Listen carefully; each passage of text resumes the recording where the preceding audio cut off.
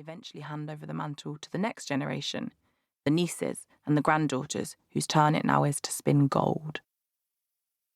I was introduced to Kiara Vigo by my friend Kitty McFarlane, a singer-songwriter whose beautifully crafted song Sea Silk explores Vigo's precious legacy.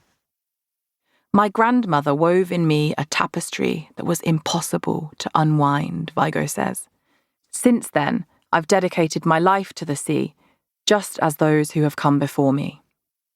Just like Vigo, I too feel unable to remove myself from the women who came before me. I am formed by them. I place my own feet in the prints left by their steps. Their tapestry is woven in me.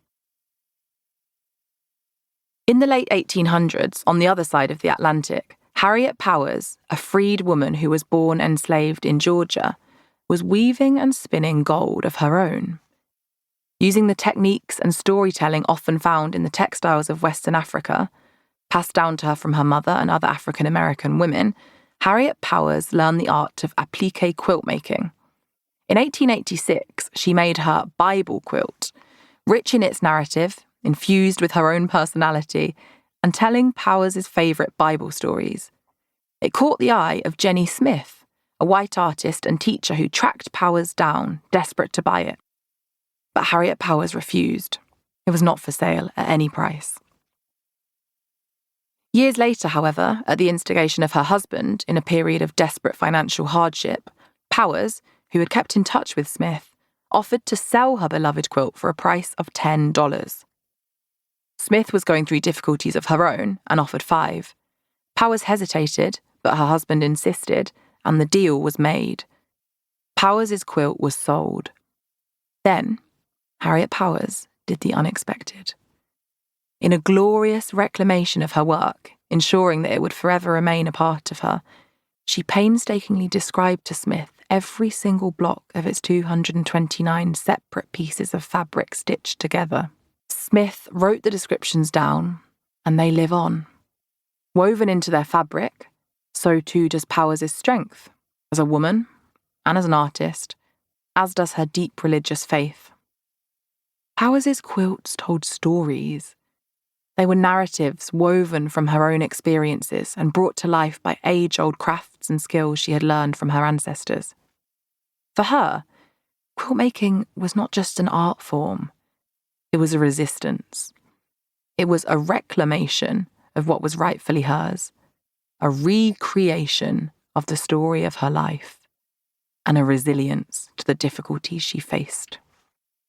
It points to the extraordinary tenacity of Black women to survive over hundreds of years in the face of hardship.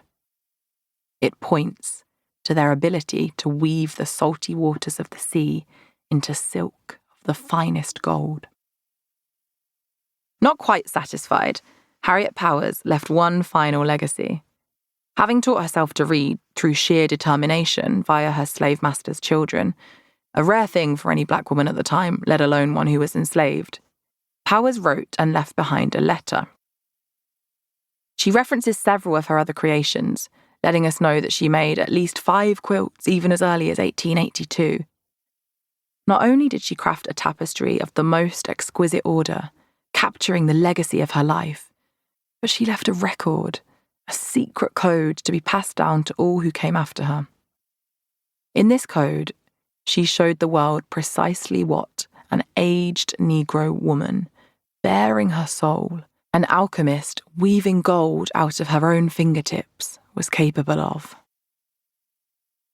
Knowing this about Harriet Powers makes me feel capable. It infuses in me not only the tentative seeds of inspiration, but also the grounding weight of a responsibility to weave the threads of my story into gold, a tapestry of my own for those who will come after. I wrote this book to bring together stories of Black women's resistance across generations and to highlight their joy. I wrote it in celebration of the past and present stories of extraordinary women turning their pain into acts of glittering defiance, their reclaiming, their recreating, and their resilience. In doing so, I hope we can permanently correct a historical record, change a narrative,